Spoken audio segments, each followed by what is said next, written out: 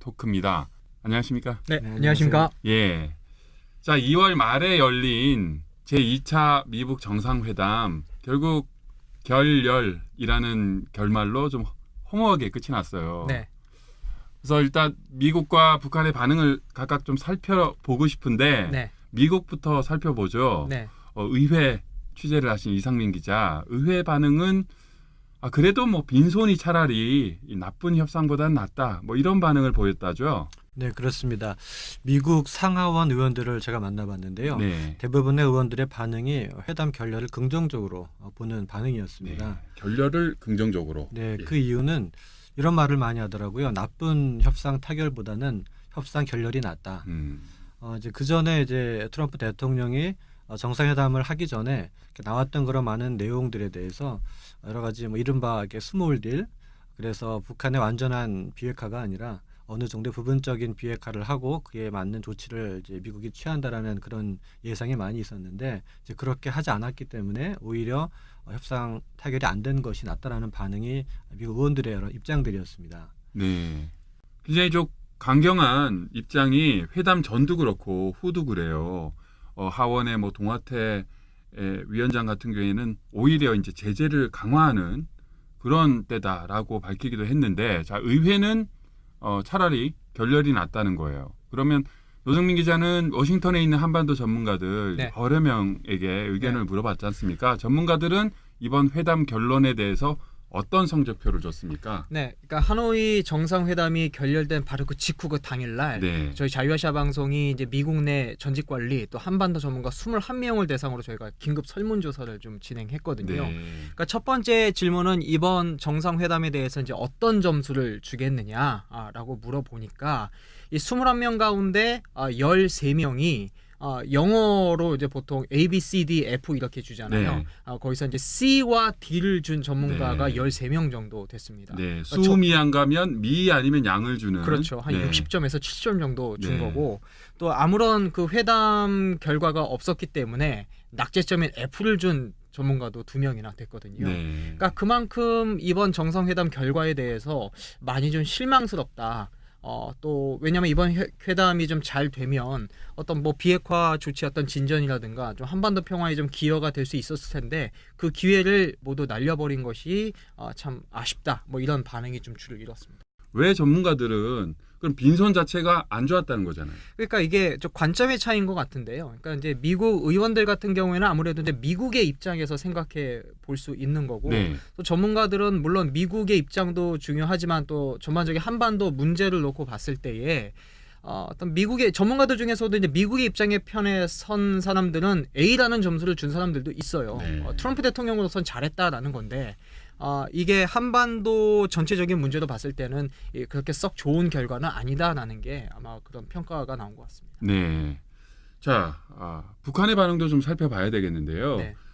김정은 국무위원장이 북한으로 돌아간 이후 지금까지도 사실은 뭐 2차 정상회담 결과에 대해서는 뭐 특별한 발언은 없어요. 하지만 미국에서 좀 주목해서 보고 있는 움직임, 흔히들 뭐 언론에서는 영풍동이라고 하지 않습니까? 영변 핵시설, 풍계리, 그리고 핵시설이요? 예. 동창리 이렇게 영풍동인데 요즘 이제 동창리 움직임이 좀 긴박하다라는 거죠. 네. 최근에 또 취재하셨는데 미국 쪽 반응 어떻습니까?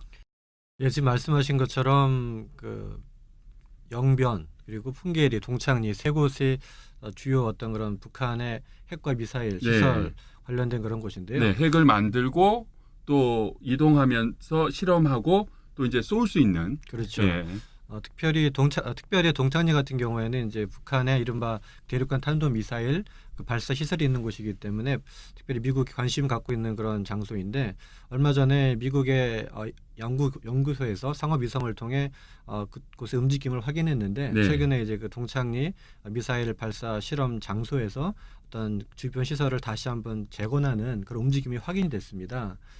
그래서 이것이 이제 회담 결렬 후 어떤 북한이 미국에 보낸 어떤 메시지가 아닌가, 다시 우리가 강경하게 돌아서겠다라고 하는 것이 아닌가라는 그런 관측들이 나오고 있는데요. 이거에 대해서 지금 미국에서 여러 반응들이 나오고 있습니다.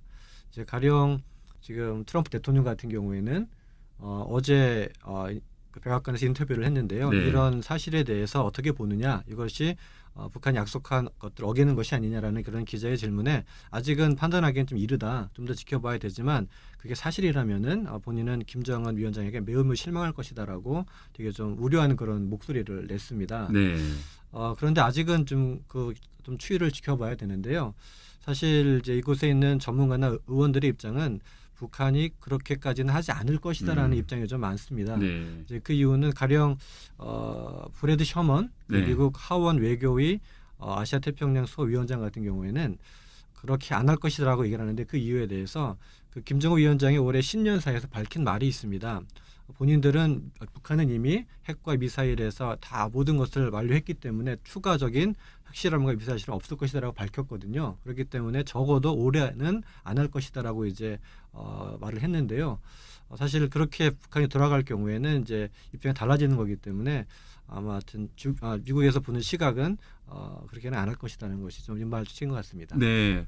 자, 동창리의 새로운 움직임이 포착된 그 시점을 분석하는 면에서도 그러잖아요. 이 상업 위성이 한 보름에 한 번 그 현장을 찍나요? 그래서 결국은 분석하는 게 지난달 17일부터 이번 달 2일 그 사이 언제쯤 새로운 변화가 시작됐다라고 분석이 되는데 사실은 뭐 17일이면 회담이 일어나기도 훨씬 전이니까 이게 회담 결렬 이후의 움직임인지 아닌지도 아직까지는 명확하지 않은 그런 상태에서 여러 가지 분석이 나오고 있는데요. 네. 노정민 기자는 또 국무부도 네. 다녀오셨잖아요. 네. 어떻습니까 지금? 그 회담 결렬된 직후에 아무래도 많은 기자들의 관심사는 이제 앞으로 다음 단계는 어떻게 되느냐, 다음 국무부의 움직임은 무엇이 될 것이냐, 이제 여기에 관심이 많이 쏠려 있었습니다. 네. 이제 가장 지금 이제 주목되는 것이 이제 실무 협상의 중요성이 굉장히 좀 커졌는데 폼페이오 국무장관이 얼마 전에도 뭐 앞으로 수주 내에 북한의 협상팀을 보내고 싶다라는 의사를 밝혔듯이 언제쯤 다시 미국 대화가 다시 재개될 수 있을까 여기에 대한 관심이 좀 있는 것 같은데 제가 지난 5일에 직접 이제 국무부 브리핑을 좀 다녀왔거든요. 그런데 아직까지는 지금 이제 숨고르기 네. 국면인 것 같아요. 아직 뭐 공식적으로 발표할 만한 내용은 없다. 그런데 한 가지 이제 주목할 만한 것은 여전히 북한과 미국 사이의 어떤 대화 채널 부분에 대해서는 여전히 좀 남겨두고 있다라는 점에서 볼 때 일단 대화의 끈은 계속 갖고 있는 것 같고 지금은 이제 서로 지금 하노이 회담 이후의 어떤 그 진정 국면에 좀 접어들면서 좀 서로의 어떤 그 상황을 좀 지켜보는 그런 단계인 것으로 제가 좀 느꼈습니다. 자 이제 마무리 겸 마지막 질문을 해야 되겠는데요. 그렇다면 앞으로는 어떻게 되겠느냐라는 전망을 각자 취재한 결과로 말씀해 주셔야 되는데 이상민 기자 먼저 말씀해 주실까요? 네, 지금 노정민 기자 말씀하신 것처럼 이제 미국과 북한 간의 협상은 계속 하지 않을까라는 생각이 듭니다. 미국의 입장도 이것을 통해서 모든 것을 끝낸다는 것이 아니라 이제 이런 양측 입장을 확인하고 다시 어떤 실무 협상을 통해서 그걸 조정하겠다는 것이기 때문에 대화는 지속될 것이라고 저는 전망을 하고요. 다만 그 미국이 북한에 대한 제재를 좀 더 강화할 수 있지 않을까 생각도 합니다. 그 존 볼턴 미국 백악관 국가안보보좌관 같은 경우는 며칠 전에 북한이 이런 협상 결렬 이후에 비핵화 조치를 하지 않을 경우에는 대북 제재를 강화할 수 있다는 그런 여운을 남겼거든요. 그리고 또 지금 제가 만났던 많은 의원들도 이제는 오히려 북한에 대한 제재를 강화할 때라는 말을 많이 하고 있습니다. 오히려 그렇게 해야지 북한이 우리가 원하는 그런 비핵화 조치를 할 것이라는 말을 하고 있기 때문에 제가 보기에는 앞으로 미국이 북한에 대한 제재를 현 상태 혹은 그 이상으로 강화하지 않을까 생각을 합니다. 네. 자 이번 2차 미국 정상회담에서 사실은 북한이 미국이 생각했거나 미국이 준비한 것보다 더 많은 대북 제재 해제를 요구했기 때문에 오히려 워싱턴 쪽 특히 의회의 반응은 이제 더 제재를 강화해버리자라는 거라고 하는데요. 노정민 기자는 또 전문가들이나 네. 또 다른 얘기 하시겠죠? 저는 두 가지 이야기하고 싶어요. 이번 하노이 회담에서 좀 우리가 발견한 사실이 이제 두 가지가 있습니다. 이제 미국과 북한의 견해차가 상당히 크고 명확해졌다.